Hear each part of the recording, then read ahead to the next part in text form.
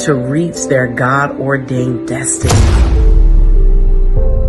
And the mission of the cry of a mother is to bear our brokenness in the hopes of bringing wholeness to others, that through our testimonies, that they can see that the God that did it for us is the same God that will do it for them. The Cry of a Mother platform has a mission to accomplish in the earth, and it is to bear our brokenness in the hopes of bringing wholeness to others. It is our God-ordained assignment to share our testimonies and to bear our brokenness and how God has healed, strengthened, and delivered us in the hopes that as we share our testimonies, for the Word of God says that we overcome by the blood of the Lamb and the word of our testimonies. So it is the mission of us, the mothers that sit upon this platform, the Cry of a Mother, to bear our brokenness and how God has strengthened, healed, and restored us in the hopes that we can bring wholeness to others. That is what the Cry of a Mother's platform is all about. The Cry of a Mother is a platform that God has orchestrated himself. And there is a vision for the Cry of the Mother, and it is to empower mothers and their families to seek God, to receive strength, healing, restoration, to reach their God-ordained destiny. And the mission of the Cry of a Mother is to bear our brokenness in the hopes of bringing wholeness to others, that through our testimonies, that they can see that the God that did it for us is the same God that will do it for them. The Cry of a Mother platform has a mission to accomplish in the earth, and it is to bear our brokenness in the hopes of bringing wholeness to others. It is our God-ordained assignment to share our testimonies and to bear our brokenness and how God has healed, strengthened, and delivered us in the hopes that as we share our testimonies, for the Word of God says that we overcome by the blood of the Lamb and the word of our testimonies. So it is the mission of us, the mothers that sit upon this platform, the Cry of a Mother, to bear our brokenness and how God has strengthened, healed, and restored us in the hopes that we can bring wholeness to others. That is what the Cry of a Mother's platform is all about. The Cry of a Mother is a platform that God has orchestrated himself. And there is a vision for the Cry of the Mother, and it is to empower mothers and their families to seek God, to receive strength, healing, restoration, to reach their God-ordained destiny. And the mission of the Cry of a Mother is to bear our brokenness in the hopes of bringing wholeness to others, that through our testimonies, that they can see that the God that did it for us is the same God that will do it for them. The Cry of a Mother platform has a mission to accomplish in the earth, and it is to bear our brokenness in the hopes of bringing wholeness to others. It is our God-ordained assignment to share our testimonies and to bear our brokenness and how God has healed, strengthened, and delivered us in the hopes that as we share our testimonies, for the Word of God says that we overcome by the blood of the Lamb and the word of our testimonies. So it is the mission of us, the mothers that sit upon this platform, the Cry of a Mother, to bear our brokenness and how God has strengthened, healed, and restored us in the hopes that we can bring wholeness to others. That is what the Cry of a Mother's platform is all about. The Cry of a Mother is a platform that God has orchestrated himself. Thank you so very much for joining the Cry of a Mother monthly gathering. Thank you so very much. We are super excited that you have taken the time to join us. Listen, if you haven't already done so, I want you to take the link, copy the link, hit the share button and invite somebody to join us on today. Invite that mother, invite that father, invite that child. Share and invite so that somebody else might be blessed on today. Come on, I want you to copy the link and invite somebody to join us today. Share, share, share, share. Listen, before I move forward, I want to honor the visionary of the program, the Cry of the Mother, Apostle Paulette Forbes Boschman. We honor her on today. God bless you, Apostle. We thank God for her putting together this broadcast to help mothers navigate through motherhood. And so I also want to honor Deaconess Trevalcha, who serves alongside me today as one of the hosts on the Cry of the Mother. I want to welcome our guest here today, Deacon Alton Fulton from the UK, and Pastor Isabella, who is also from the UK. Correct, Pastor Isabella? We welcome them. We honor them on today. We are super excited today about the broadcast as we continue with part 3 of the impact of an absent parent. We started this topic back in January when we were doing the Woman Arise, where we talked about we relaunched the Cry of a Mother, and we started talking about the absent parents and the effects of parents, things that we experienced as children. And so that's carried over into a part 3 of dealing with the absent parent. And so, as I said, we did a relaunch, and here we are again, still talking about that topic, because that one topic led into so many different areas in terms of a parent being absent. And so we know that children who experience absent parents in their life, whether due to divorce or separation or any other circumstance, often struggle with a range of emotions. And so it can deeply affect the child's life in the sense of security, identity, and their emotional well-being. When we grow up, or when you grow up in a household where there is consistent presence and involvement of a parent in your life, it provides a foundation of stability. It provides a foundation of support. But when there's an absent parent, Pastor Isabella, it can disrupt a child's life, and the child may experience abandonment, confusion, and sadness, struggling with to make sense of why they had to grow up without their parents in their life, and it makes it kind of difficult for them when a parent is absent. And children tend to experience feelings of abandonment, as I said, confusion. They go through sadness, go through anger, and this absence of a parent figure can lead to a sense of loss and really disrupt a child's life, and it causes them to not feel like they belong. And what happens is these emotional challenges sometimes can manifest in with various ways, and we can attest to that, such as behavioral issues, academic issues. When they go to school, it can cause academic problems and other difficulties in forming all kinds of other relationships.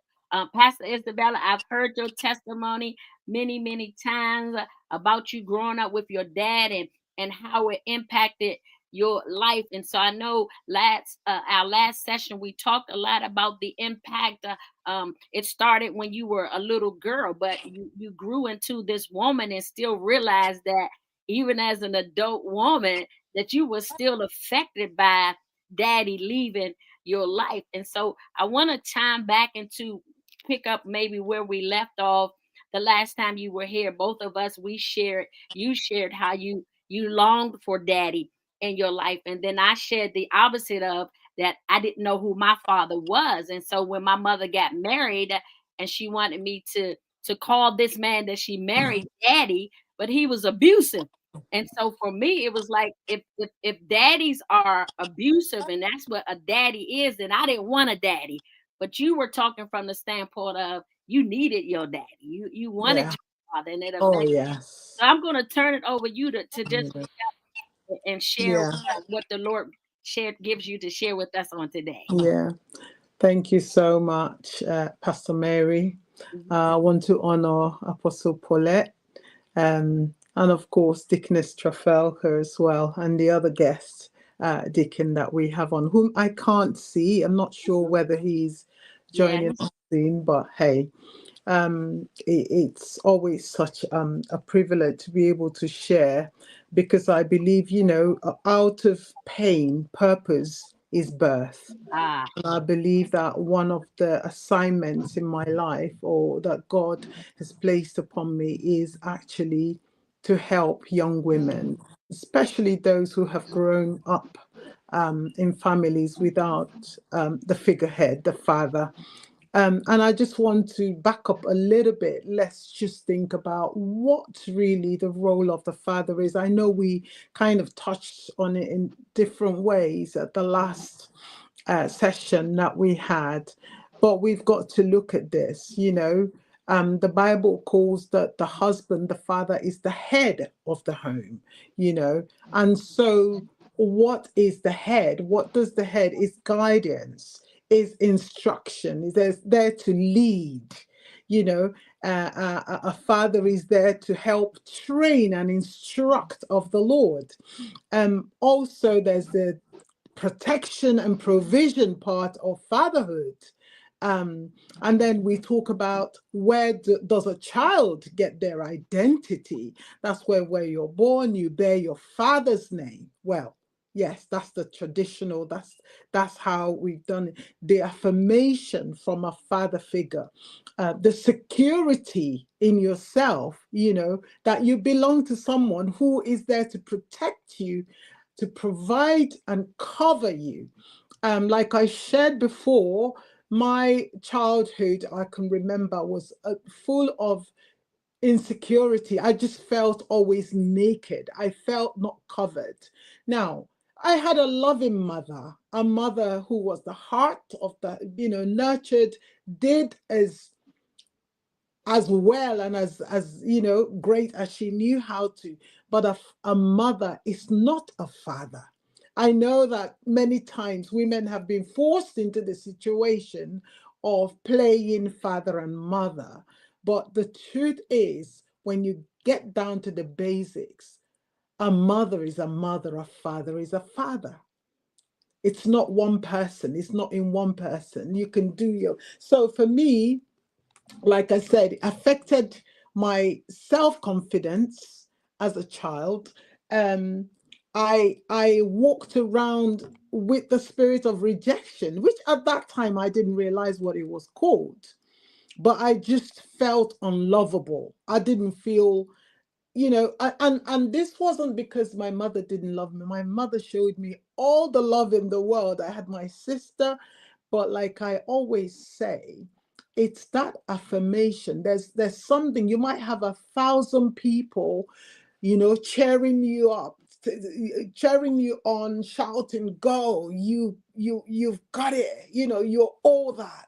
But if that one voice that you're waiting to validate you, to affirm you, if that one single voice is absent, it's amazing how 1,000 voices mean nothing until you hear that one voice. And for me, and I recognize that this affects people in different ways, because I've got a sister, and my sister, it did not affect her the same way it affected me at all. She's different. So, somebody else who grew up in a household without a father might be listening to me, and they may not be able to identify at all with the things I'm talking about. So again, it's all, I can only speak from my perspective and from my understanding of the word of God, what the position and the role of the father is in the home. As I've grown up, and I mean, how did I overcome it? I think I talked about it, again in the last session that we had, this issue about self-worth, just feeling rejected without your father's affirmation, because you're questioning your worth, your value, your significance. You're questioning even, whether anybody can love you, if not your father. If not your father, then who? Then the other thing I talked about is this lack of trust. Because you're so insecure in yourself, you project it. This was, I can only talk, like I said, from my perspective. You're projecting it. If somebody is coming around, you expect them to leave almost. You expect them to leave. That's what men do, So for me, that's what, yeah. Sorry, were you going to say something, Pastor Mary? Oh, okay. I thought you were speaking. So, because you're not having a relationship with my father affected me in that way. I expected men to leave. I didn't expect men to stick around when things got tough. So what did it do to me? I lowered my expectation of men. I didn't expect them to. So if you start acting up, even before you leave, I've like, go. I know you're gonna go, so go, And that's almost like self-sabotage. It's like a self-fulfilling prophecy. It's what you speak into and what you believe in your life. And that's what played out. But like I said, I think God being so merciful, I can't remember really praying specifically about it, but I know that my husband, caught me early before I did too much damage to myself.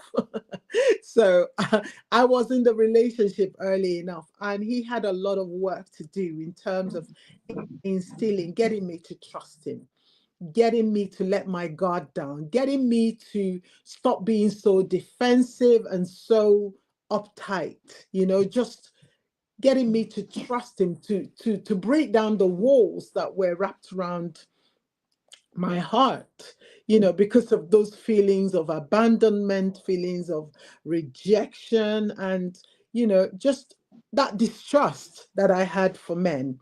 And so God used my husband to heal a lot of broken places or broken parts of my life.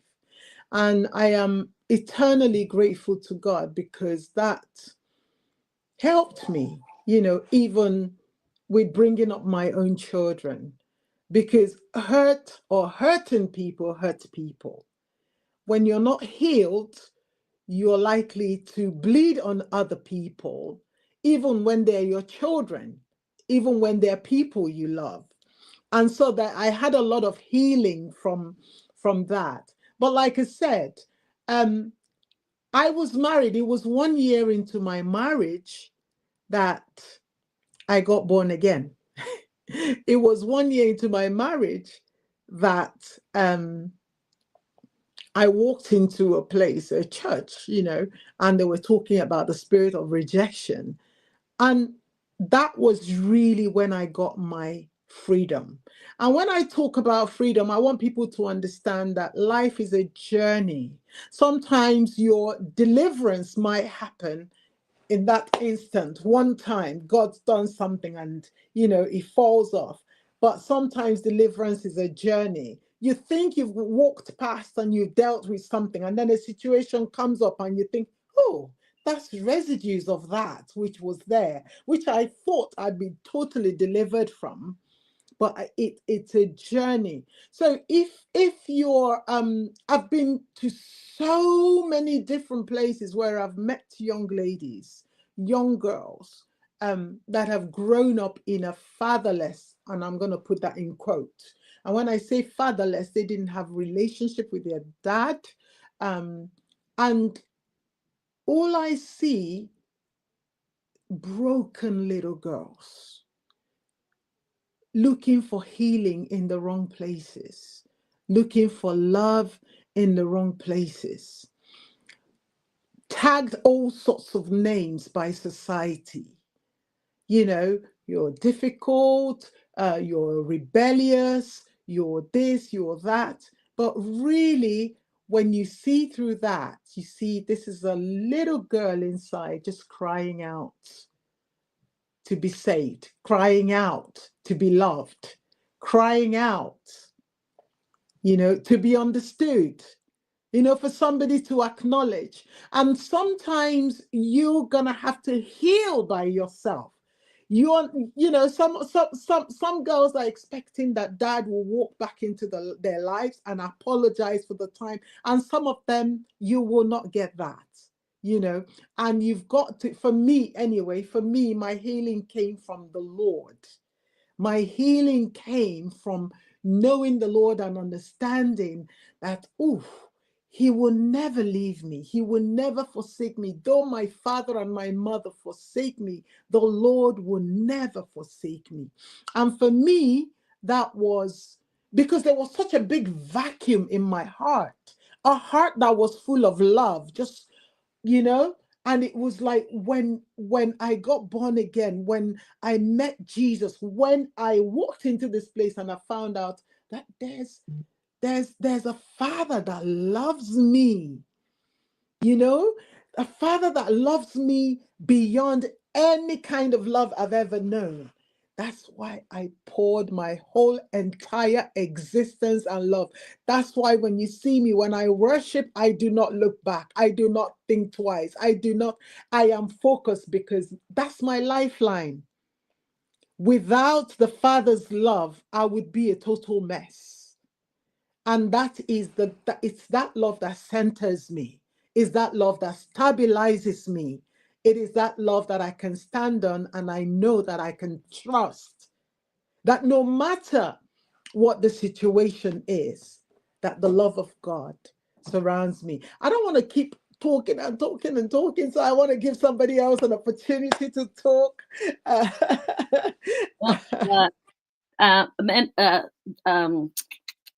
Pastor Pastor Isabella, what you were saying is so really, really good. I know from my own experience how an absent parent, absent father, impacted and it affected my sense of security.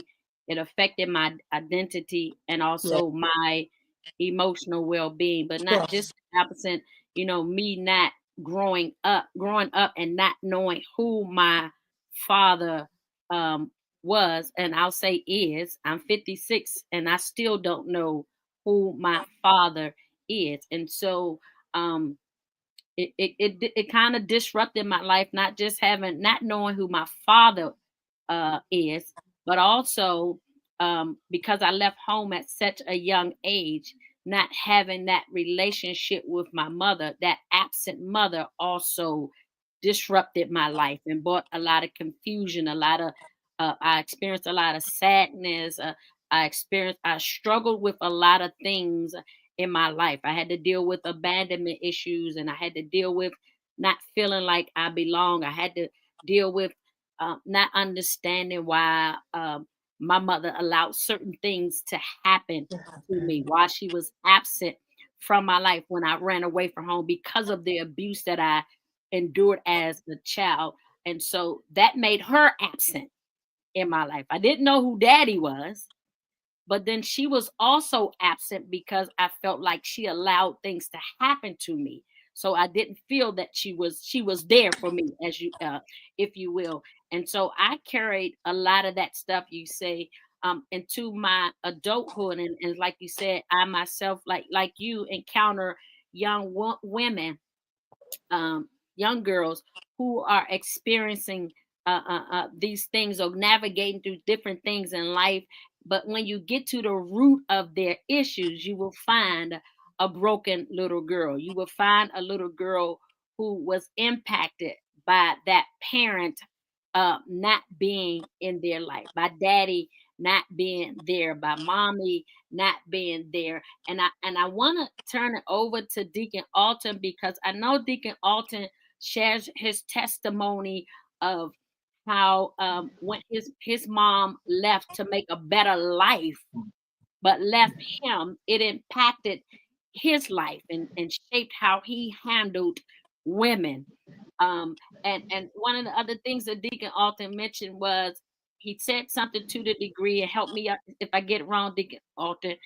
He made a statement about how he did not want this to impact his daughters. That's right. That's correct. Yeah. That's correct. So I want you to talk a little bit about that, when you make that statement, like, I don't want this to impact my daughter, talk about what that means and what that looked like, Deacon Alton, because you went through it and it impacted your life and taught you how to handle women. But then you made this statement, I don't want my daughters to be impacted by what I've gone through.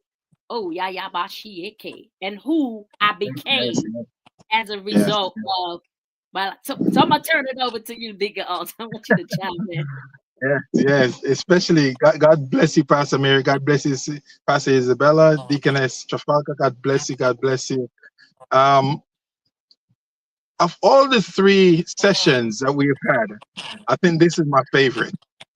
And the reason why it's my favorite is I get to talk about the children that God has blessed me with. And for some reason, most of them are girl. Most of them are girl. I have 2 biological of my own 2 daughters, but when I got married, my wife came with 2 daughters and a son. And then there's also another gentleman, young man that it's like his family is in our household. And one of the things that I did, like we talk about the impact, I didn't want what affected me to affect my daughters. I wanted one for my kids to have a stable home. Now, bear in mind, my wife, my current wife that I'm with, so she came with children. So which means at some point, these children have already experienced separation. They're going through that. So and then my biological two, who does not live with me, has also experienced. So I've been on both sides of the fence where it comes to, let's say, absentees. Let's call it what it is. I've been, even though I'm active in their lives, it's not the same. A visit every so often or have coming over every so often is not the same as being there every day. Absolutely. Because it's the moment that you need a parent or that child needs you as a parent when you're not there that counts. It's not all the other time when, oh, daddy's coming, I'm going to see daddy on the weekend. Part-time father, mother and stuff. So for me, it's the stability that I wanted my children to have that I didn't have. Like I said, in my period of time when I'm let's say between the age of 18 months to 13 years, I saw a lot of different stepmom. Each came with their own way of how they dealt with a stepchild. Some was nicer than some. Can you hear me okay, Pastor Mary? Okay. Some was nicer than some. Some I got really close with because they showed genuine love. And so when I became stepfather, I never call I never use that title stepfather. I mean, the father I'm not. So, and with my closest children at the moment, one of the closest one is not my biological daughter. It's one of my stepdaughter. You'll find me anywhere with her because I never want them to feel that separation. Okay, yes, that's mommy's husband, but is he gonna treat me like his child? I never treated them that way. I always say they got the same love that my biological children have. They got the same scolding and telling off the same way as my biological children have. Now, there's some restrictions, there's boundaries and you understand that, and one of the things, have you ever heard a stepchild said, "You're not my parent, you're not my father," and so you have to deal with it and be prepared for that, and that is real. But despite all of that, I have shown them, and I will continue to show them the same love that I show my biological, sometimes even more, because I know there's more at stake when it comes to stepchildren, because there were some step parents, like I said, that I've been through with my life that wasn't so nice. And so it took that added to, okay, my mother left, so I can't really trust everybody. Now I have a stepmother who's there, but she's not really there for me. She's there for daddy. And it is real. So and when I got married, I said, as one of the things we did as a family is I married my wife and her children. We it's whatever they came with, whatever situation, that's not my issue. That's not my thing. The good, the bad, and the indifferent, that's mine. And so I've learned, and thank God he's given me a heart. I've always had a heart for children and family. I'm a family person. I love family. I love being family, that family setting and stuff like that. So when it was, the more the merrier. It was okay. Bring them in. Come on. Let me show you. Let me try to be your daddy. What is it that you need to do and stuff like that. So for me, I didn't want my girls then now, who even though their biological father is alive, some might have closer relationship with that because they also now I'm seeing them going through the same thing that I went through. I've seen the pattern that okay, I went through this. I could do something about it, but I'm watching them going through that. The days when when they argue with their own biological father, or when there's certain celebration, they'll say, "My stepdad is is my father," and the jealousy that comes out. So I've been through all of that, but I love every one of them, and I will continue to show them the same love as my biological parents showed me.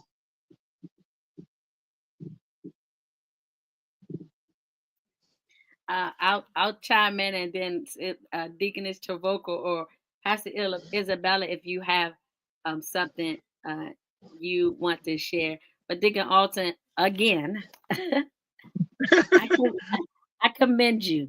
I commended you when you came on the broadcast and you shared and said, because my mom left and wasn't there, it impacted me as a man, and it taught me how to treat women. I commended you for sharing that. I commend you now for what you just said. And it brings tears to my eyes because you said, even as a stepdad, I want my stepchildren, you didn't say stepchildren, I want them to feel my love. I commend you Yes. for that. Because when my mother got married and to my stepfather, he didn't feel that way about her kids. He hated her kids, me being one of them. Wow. And Wow. I experienced the pain of that, and the abuse from that, because I was not. This is how he would tell us. I'm thinking about what you said when you hear kids say, "You're not my stepdad." No, for me, it was, "You ain't my daughter. You're not my daughter." And I was treated accordingly. I was treated with that hatred and that discontent because I was not his child. And so because I was not his child, I was treated with abuse and physical and verbal abuse. So I commend you to hear you say, even though they're not your kids, you love them as if they are your kids. Well, I commend you for that, and I appreciate that, because it's a blessing to children who have married into blended families, to have a man to come in, or either if it was a woman to come in and say, "I'm not your mother, your biological mother. I'm not your biological father, but I will love you as if I am." That's The funny thing though, Pastor Mary, with that, even when I went to the period where relationship didn't matter much. 90% of the ladies that I dated had children for some reason, and two, I would always be close with the kids. So even today, there are children who used to call me stepdaddy, even for a short period of time, and I still have relationship with, because I became more of a mentor to a lot of them, even to this day. And they still call me if they need advice. I would never, even though I said with the mothers, yeah, if you stay, whatever. But with the children, it was always something different. And I was always mindful. So one of the things was, I don't need to see your kids as yet. Let's see where this is going. And we have to be careful of that, how quickly we let people in with our children's life. Some of us are too quick to, I introduced him, now you stepdaddy. No, no, no. We ain't really established if we're gonna. so, so I was very mindful of the children, and I still have good relationship with a lot of children. As a matter of fact, let me give this testimony. I arrived in Jamaica last Tuesday, and I'm driving somewhere on Wednesday, and I saw these two young ladies walking, and I said, "Wait a minute, that girl looks very familiar." Come to find out, when I pull up to the car, it's one of my stepdaughter from my previous marriage. I haven't seen her for years, and the first time we met is in Jamaica. And I picked her out of a million people. And when I pulled over, she saw me, and I called her, and she ran over, and she introduced her friend, me to a friend. She said, "This is my best stepdad I've ever had." I've been divorced from her for years, but she squeezed me so tight, and the relationship that I have with all of these children is still like I have with my biological children, because I've always valued them as children, and me, you understand? So I could mentor them and stuff like that.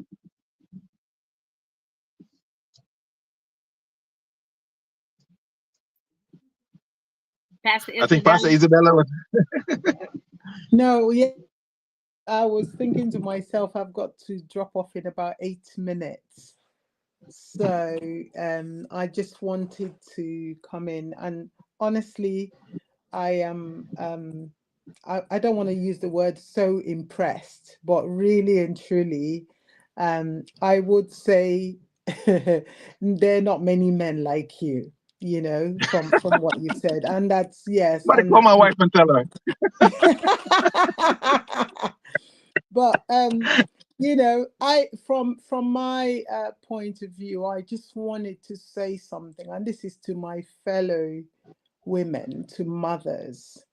I've seen quite a number of young women who have buried the trauma of not having a father, either because their mom would not let that name, we don't mention that name in this house, we don't talk about him. And actually, sometimes when a child misbehaves, a mother will say, well, you're behaving just like your dad. And those things are causing deep wounds in these children that will follow them, for the rest of their lives if we're not careful. So I would really encourage mothers. Listen, acknowledge the pain. It doesn't take, if a child misses the presence of the father, don't say, oh, but you've got uncle that, you've got uncle that, you've got me, why do you?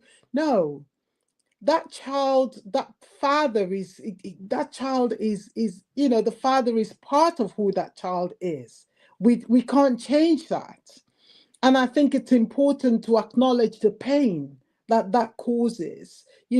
Don't just bury it, or just ignore it as if it doesn't exist, because what happens is they store it, and then when they start playing up, people think, oh, your child is just badly behaved or whatever. Acknowledge the pain, because that's where the healing begins. With acknowledging that, my child is being impacted in this way. And rather than, shushing the child, or saying, we don't mention that name because you're hurt, work on yourself. Ask the Holy Spirit to help you. There are people that are not deserving of your forgiveness, not because they deserve it, but because you'd offer it for your own sake and for the sake of your children, whom you birth with that man. So don't, so work on yourself, your heart. The relationship didn't work, it didn't work, it's a two-way street. There's a part to play on everybody's side.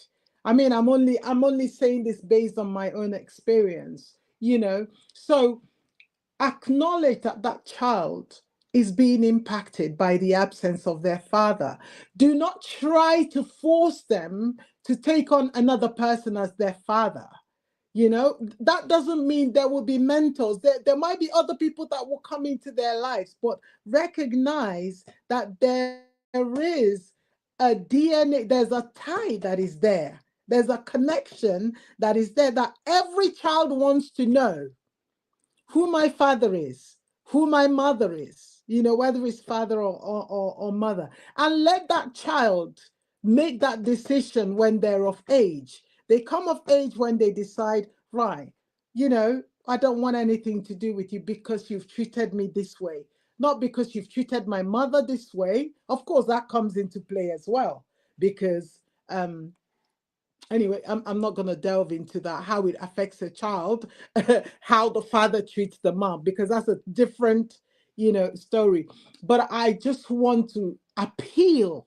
Last time I did mention it, I said to dads, if you have a child somewhere and, the excuse is, oh, the mother is horrible, she keeps, stopping me from, do everything you can.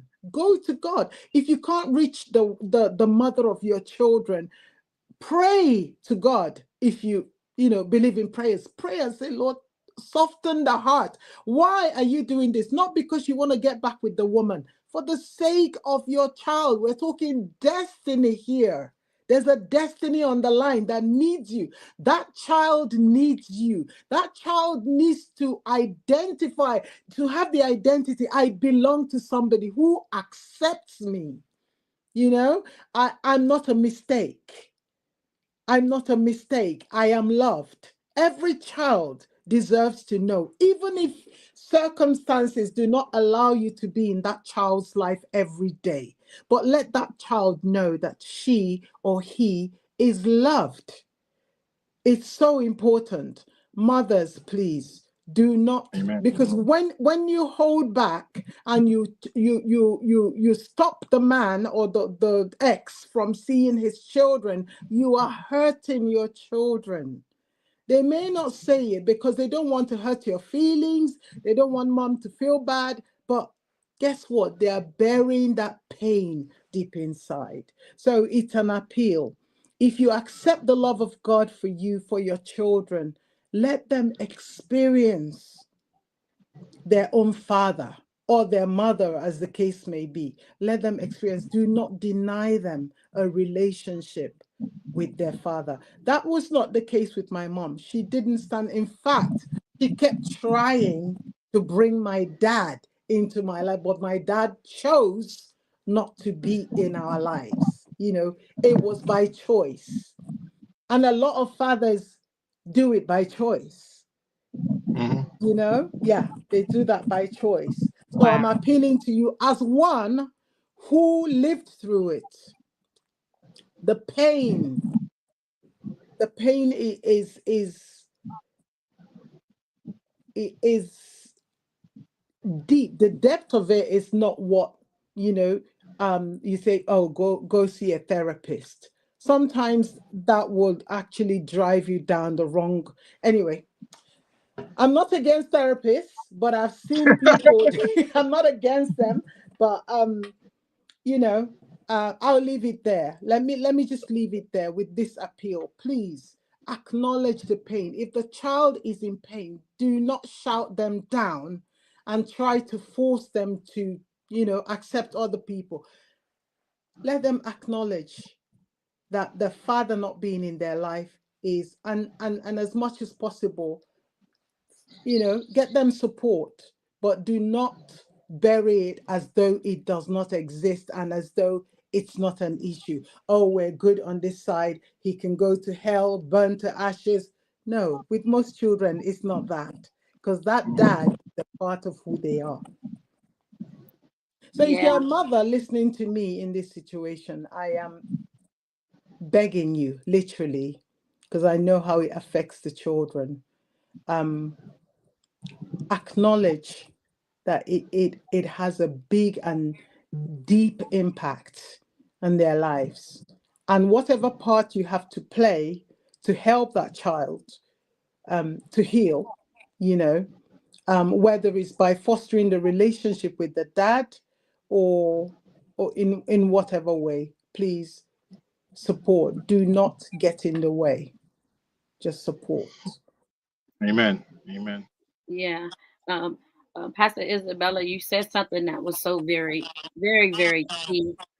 And I And that was, it's important as parents to acknowledge the child's experience. It Absolutely. acknowledge their hurt, acknowledge their pain, because it's important to acknowledge the negative impact on their life, because when you acknowledge it, it helps to promote their well-being.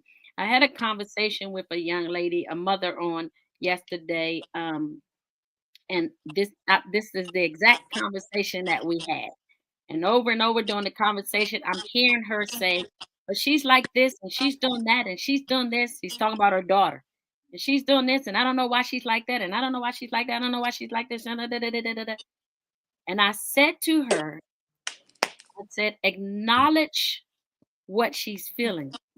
And she kept Absolutely. going on and on. And I finally said, Deacon Alton, I said, okay, so let's look at it this way. She is the way that she is because what you've done to her has shaped her life. It does not make you a bad parent.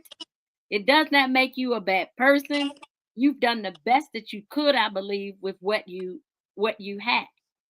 But to say you don't understand why she is the way that she is, if you are a parent and I'm a child, and you take me and you leave me at Auntie or Uncle Auntie Pastor Isabella house, and leave me at Uncle Deacon Alton house, and just give me some food and leave me there, and you just drop me off, and then you go on about your business, and you say she was good, she good.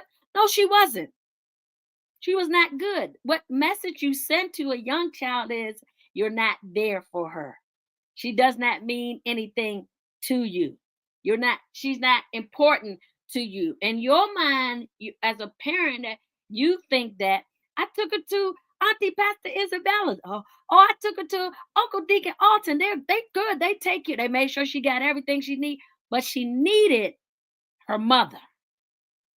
And now she's a young adult, and she's navigating through her lack of respect for you, her disrespect for you, her feeling of abandonment, all because in her mind as a little girl, that's what you did to her. Your responsibility now, and that you brought this up, is to acknowledge what she feels. And sometimes what I'm learning as parents, we don't want to acknowledge what our children feel, because if I acknowledge what you feel, then that makes me, you said it. I'm not sure if you said it or Deacon Alton said, in order for me to acknowledge what you feel as a child, I got to acknowledge what I did. I got to take a look at my own self and my role in what happened to you, right? And most parents don't want to do that. You know, most parents is, I did what I did. You had a roof over your head and you had food to eat, but you was never there. And that affects my relationship with you. You never had time for me. That's what you say to a child. My mom never had time for me. So now Uncle Alton is that's the best uncle I ever had. My Auntie Pastor is the best. Them the best. They are the best. But somewhere deep down inside, that young adult, that grown woman is still crying about the little girl that mommy dropped off.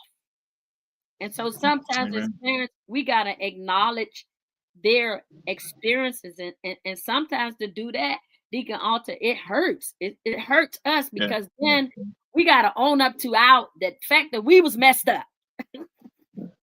We gotta own up to our mistake. We gotta, even sometimes we have to own up to our own chapters, our own story. You know, I said to her yesterday, I said, your daughter does not know you. She doesn't know your story.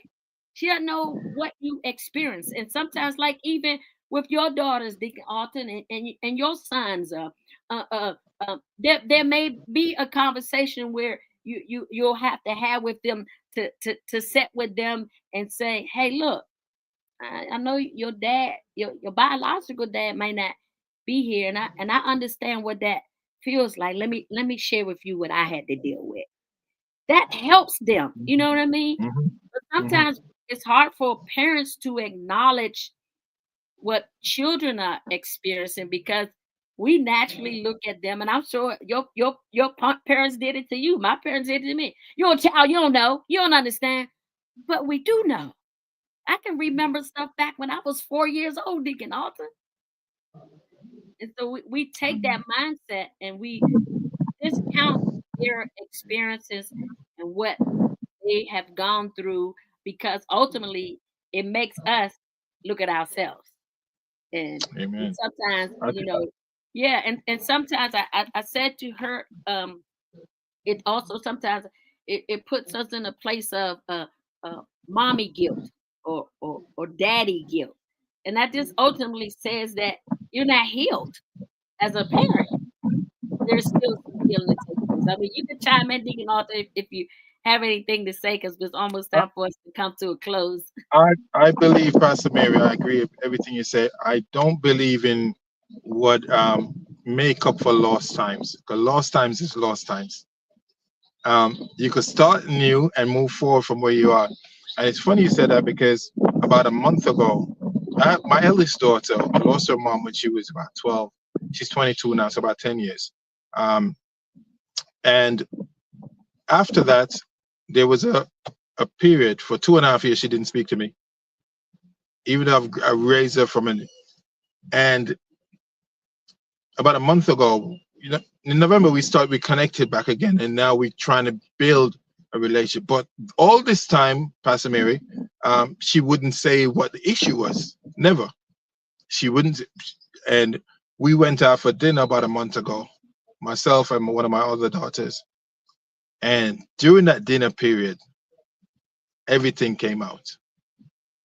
Everything came out. And sometimes, like you said, we brush things off and we say, not that in this case I did brush things off, but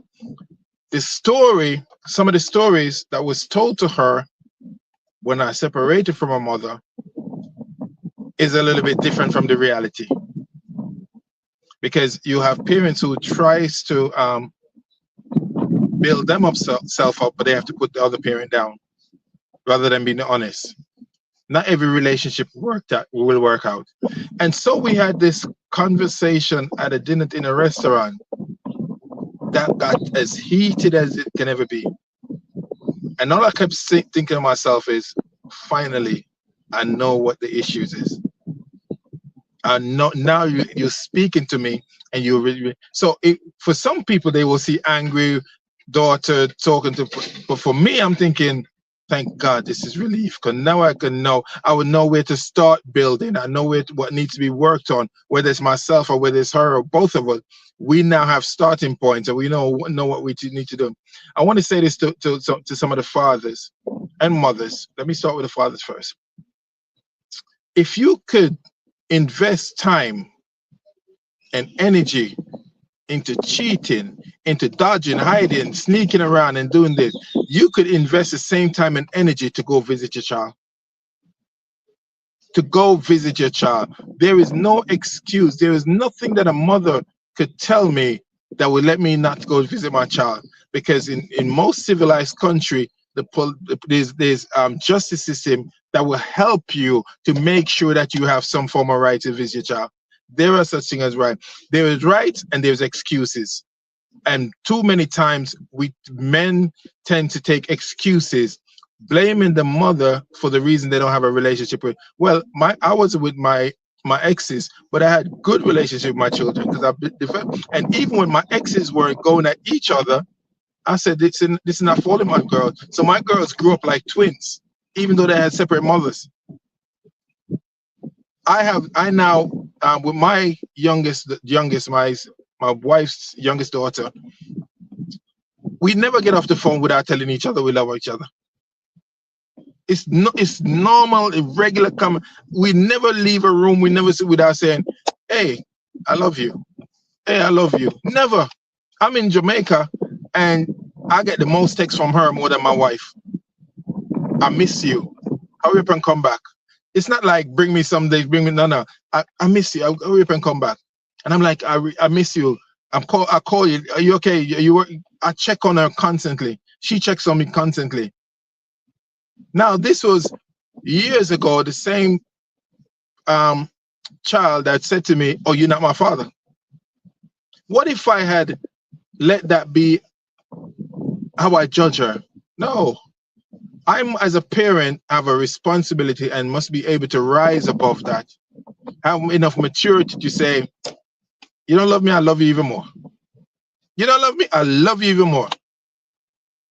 And the minute you tell me you don't love me, are you hungry? Let me go make you some dinner. Because love will break anything. Every barriers love will pull down. So that's why I never refer to my non-biological kids as stepchildren. These are my children. So I treat them the same. I give them the same love as I give my biological children. But and mothers, there's Pastor Mary, there's a big thing happening, especially in the Caribbean, where mothers are giving the children to the wrong father. And it's getting out of hand. And this is one of the reasons, again, another reason why you have an absentees household, single mothers, because the wrong father doesn't know. There's been a massive thing of it in Jamaica, because how many fathers find out is when they decide, let me take this child to a better life and take them to America. And then I got to go do a DNA before I could get a visa for them. And this is becoming a big thing in Jamaica and a lot of Caribbean country, which shouldn't be happening. That's why we encourage young women, young men, seek husband and wives. Make sure you know who you're with and who the child belongs to. Promiscuity doesn't work, doesn't help, because you end up with children who with absent, there's no father, there's no mother in the household. We could break this cycle, Pastor Mary. This is something that we could do as a generation. It starts in the household. It starts in your community. If you see a young lady or a young man and they want to be all over the place, stop them. Don't encourage them. There were certain people in my family who encouraged me to do that because it made me look good. It's not good. Nobody wins in this situation. The mother doesn't win. The child doesn't win. The father doesn't win. So I encourage the men, take the energy that you will take to look for a side chick, the energy you will take to look for to chicochi, take that energy and spend with your children. Let them get to know the true you. So even if the mothers are saying things that are about you, let them find out for themselves who you are. Rather than they will just accept what the mother said because you have proven it to them that you were never there. You have just proven it to them. I will stay in my children's life as long as they want to stay in mine. There's always room in my heart to welcome. And that's it's not even an option. It's my duty as a father. It's my duty as a husband to make sure I take care of my household, to make sure I show love to my children, feed them, encourage them in the word. That's my duty. It's not an option. And too many times men think this is optional. It's not. Back to you, Pastor Mary. Deacon Alton, that was so very, very, very, very good. I know for the sake of time we have to time out. I mean, we have to log off shortly, but this was really, really, really good. And again, I like what you said to the men. In terms of spending time with your children, even if somebody told them something different about you, even if your child is being told something different about you, and even if what is told about you is true, and God has healed you, and your life has been changed. Mm-hmm. Get to a place where you're with your children, or you get to know your children. Spend time with your children. Let them know what's going on in your life. Let them know if it's a case of where you've gone through some things and you wasn't the best parent, and now God has healed you and you've become a different person. Spend time with that child so that child can get to know who that person is, the new person. So again, thank you, Deacon Alton. It was always a pleasure to have you here with us on the Cry of the Mother. We thank God for your insight. Thank God for pouring into others so that, somebody might be blessed. We pray that somebody was blessed on today and Amen. even strengthened on today, whether it was a child who was listening, who feels like they've been abandoned or left behind, or whether it's a parent that feels like they have forgotten about their children or have been absent in their kids' life. The purpose of this program is that somebody will be healed, somebody will be Amen. delivered, and somebody will be set free. Again, thank you so very much, everybody, for joining the Cry of a Mother. We are here on the Cry of a Mother every third Sunday of the month, and so we invite you to join us again on next month. God bless you, everybody. May the Lord bless you and keep you. May the Lord make his face shine upon you and be gracious unto you. May the Lord lift his countenance upon you and give you peace. More blessings, and have a wonderful day, everybody. God bless you, Deacon Alton. God bless you, Pastor Man. God bless everybody. The Cry of a Mother is a platform that God has orchestrated himself. And there is a vision for the Cry of the Mother, and it is to empower mothers and their families to seek God, to receive strength, healing, restoration, to reach their God-ordained destiny. And the mission of the Cry of a Mother is to bear our brokenness in the hopes of bringing wholeness to others, that through our testimonies, that they can see that the God that did it for us is the same God that will do it for them.